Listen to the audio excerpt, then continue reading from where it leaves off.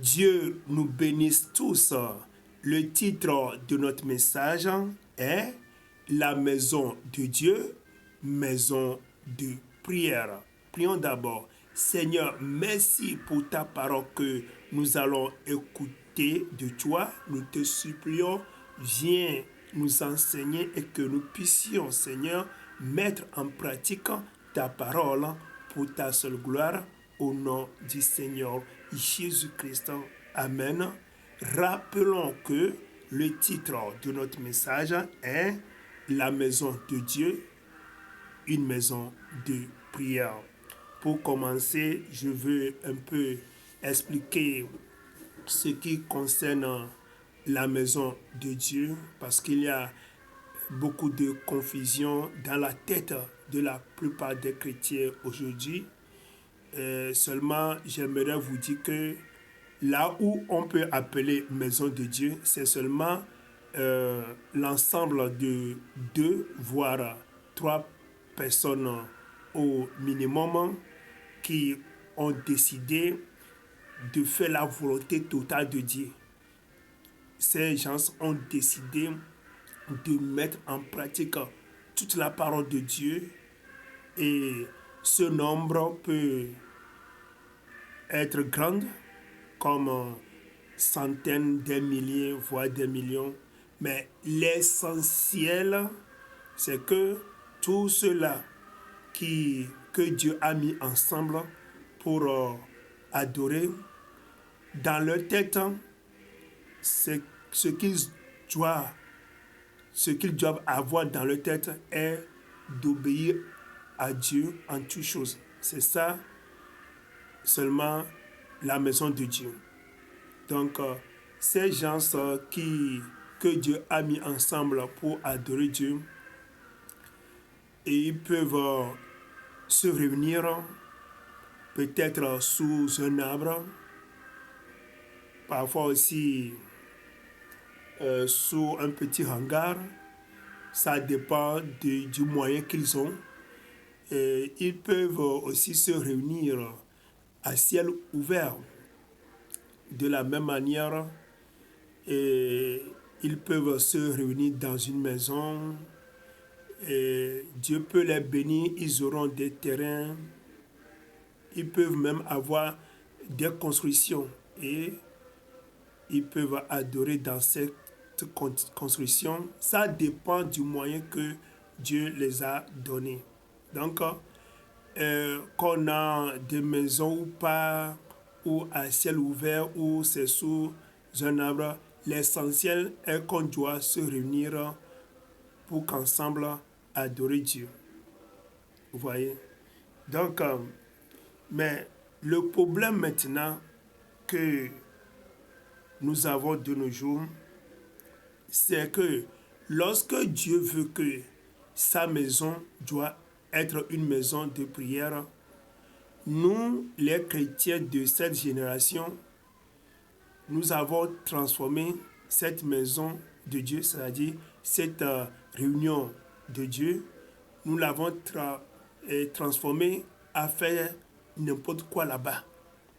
Et c'est ainsi que de nos jours, dans ces lieux appelés maison de Dieu, ou bien dans ces réunions appelées réunions de Dieu, tu vas voir, et les dirigeants, ils vont dire n'importe quoi là-bas, à tel point que parfois, ils vont faire sortir une boîte d'huile d'onction. C'est ça qu'ils vont mettre sur la tête des gens, et ils vont réclamer de l'argent comme 10 000 francs CFA, 200 euros, 20 dollars pour mettre cette huile d'onction sur la tête des gens. Au fait, c'est du commerce, c'est du vol, c'est de l'escroquerie. Parfois, c'est le dirigeant qui va dire aux gens de toucher son habit, et quand vous allez toucher, c'est payant. Vous allez payer avant de toucher. Parfois, le dirigeant va enlever son veste, il va déchirer ses vestes en petits morceaux. On va vous dire, venez prendre, et chacun qui prend un morceau de cette veste déchirée, il va payer. Il y a deux choses qu'il faut encore, c'est-à-dire quand le pasteur, le dirigeant va recevoir les gens en audience, l'audience est payante, c'est payant. Euh, donc, il y a en tout cas beaucoup de choses que ces dirigeants, ces mauvais dirigeants, ces dirigeants du diable, ou bien des dirigeants qui travaillent en Dieu, mais en un moment, ils ont rétrogradé pour faire n'importe quoi avec le peuple de Dieu dans la maison de Dieu, c'est-à-dire dans cette réunion des chrétiens. Là, nous allons lire la Bible dans le livre de Matthieu, chapitre 21, versets 11 et 12. La Bible nous dit, nous allons lire à partir du verset 12 à 13, la Bible dit, Jésus entra dans le temple de Dieu, il chassa tous ceux qui vendaient et achetaient dans le temple. Il renversa les tables des changeurs et les sièges des vendeurs de pigeons. Verset 13. Et il leur dit, il est écrit, ma maison sera appelée une maison de prière, mais vous en faites une caverne des voleurs.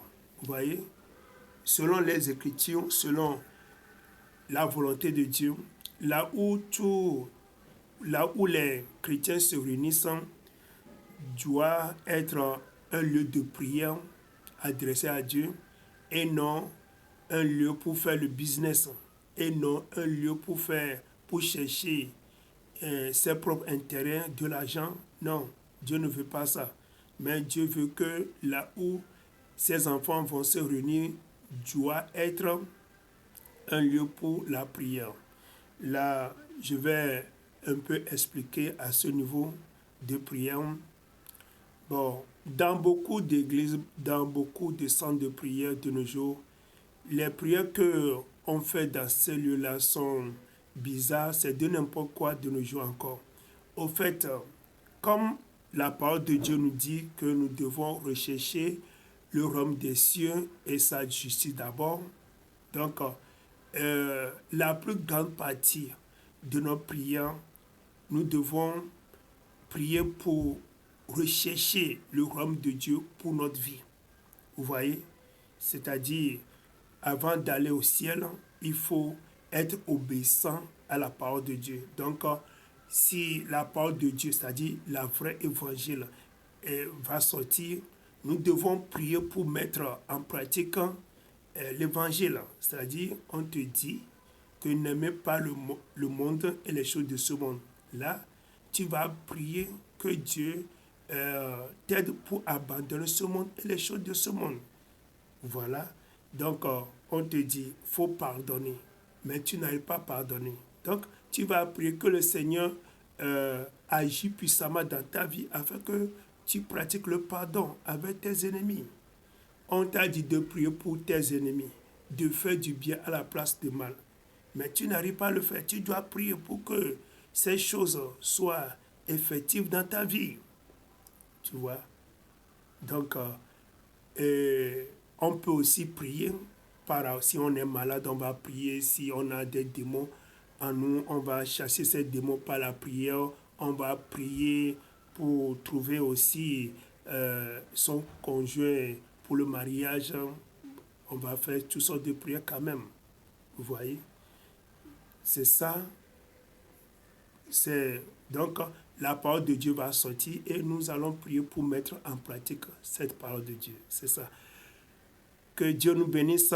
Vous avez des questions à poser, il faut m'appeler sur mon numéro WhatsApp, plus 228 91 95 23 05. Des questions. Enregistrez notre numéro et entrez dans notre groupe WhatsApp pour en avoir plus. Bible TV's International.